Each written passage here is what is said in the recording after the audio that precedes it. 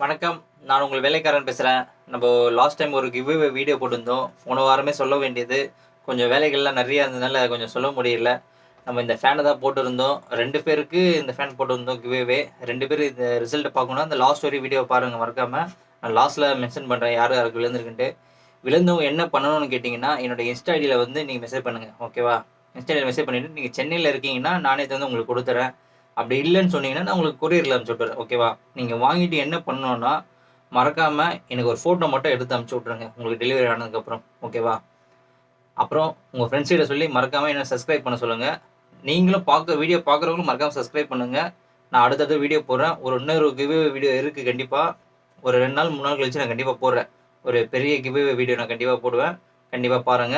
மறக்காம சேனல சப்ஸ்கிரைப் பண்ணிடுங்க. ஓகேவா?